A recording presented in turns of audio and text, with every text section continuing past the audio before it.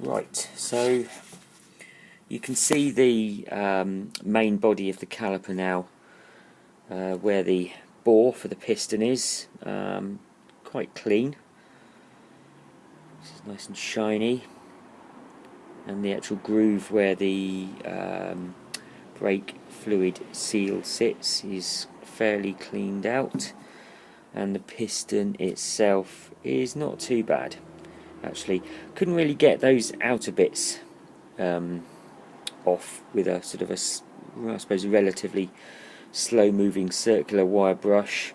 And the inner part doesn't really matter at all. That's just out of sight and not a surface that's being used for anything, not a mating surface or anything.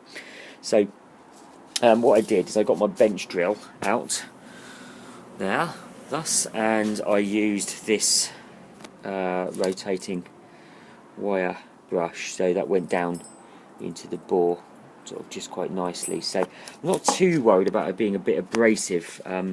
The piston surface and the surface of the bore do not actually come into contact. It's really about the piston surface and not even beyond this level here, but the main body of the surface coming into contact with the O-ring there, not O-ring, the actual brake fluid seal there. One of these. This is the old one, it's not going back in. So when I got it out, that was reasonably clean, to be fair. There wasn't really any marks or any burrs or anything like that on it, but this was quite scuzzy inside, and when I sort of popped this in and slid it up and down, it was quite stiff. Now it kind of moves freely, so that should sort it. It's not freely. It's quite a snug fit, to be fair. It's meant to be, because it's got to make a good connection with the seal. But that's all fine. It's all clean, and I think that's going to be absolutely fine. These bits, this groove here doesn't go down as low as the groove there, so I'm not entirely sure what that's for, to be honest, because the groove here sits slightly just above the groove there. It's a bit odd.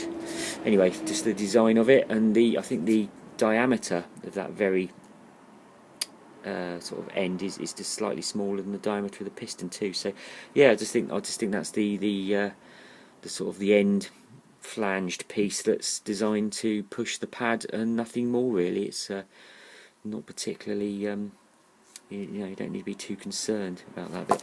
Anyway, so yeah, nice and clean. So I'm going to get this all back together. I did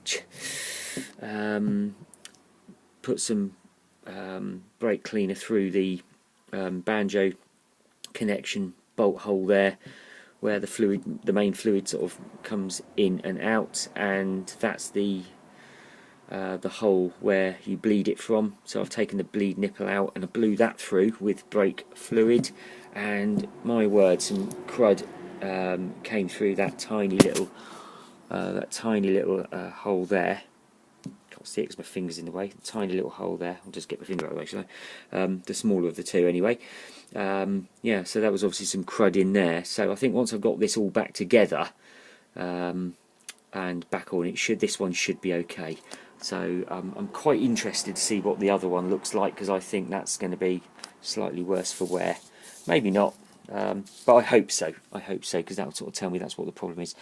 But all these bits that came off of this particular caliper, you can see I've got the slider bolts in there that have been cleaned up. This one seems to have a rubber sort of sleeve on it. I don't quite know why that one has and that one hasn't, but they are, actually I've just noticed, different lengths. That's fine. I've cleaned up the two bolts that go into them, that hold this half of the caliper to this half of the caliper on the sliders. So they obviously bolt into the, I say obviously they bolt into the top. And I've cleaned up you really need to, that's the anti-judder spring that kind of sits inside there. I'm not absolutely sure which way around it goes, so I'll just need to have a bit of a research of that. It seems to be able to go in either way. I think it's possibly that way.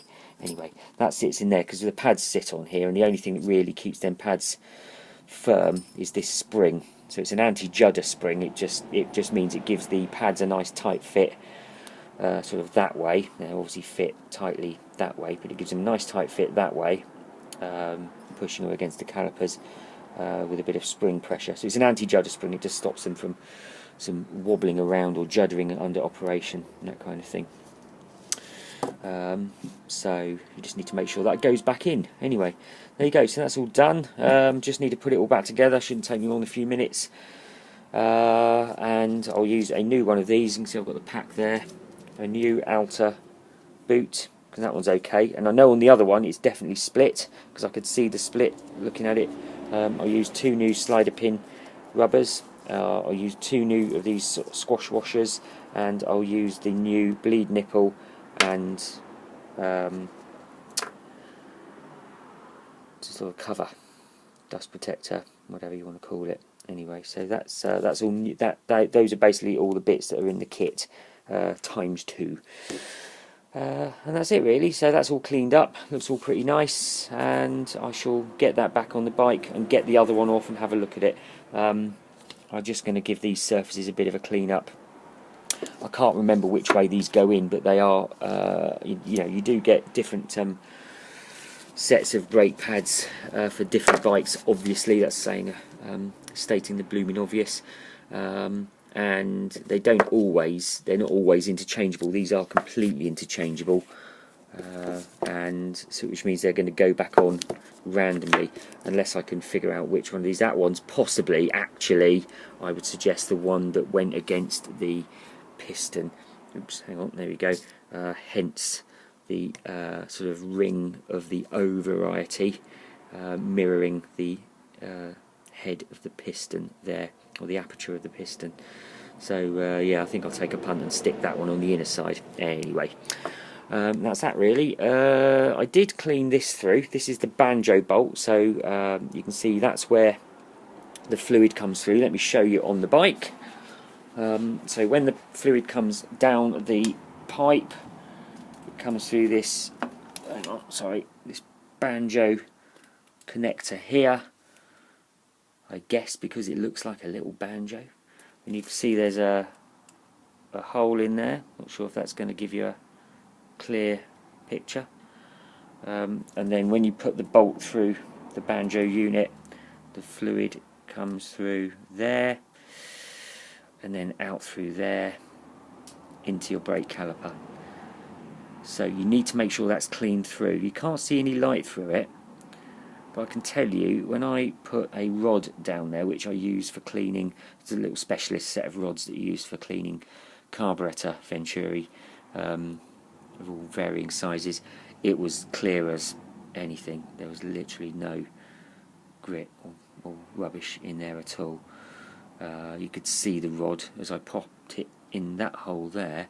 You could see it, the end of it there, very clearly, freely moving.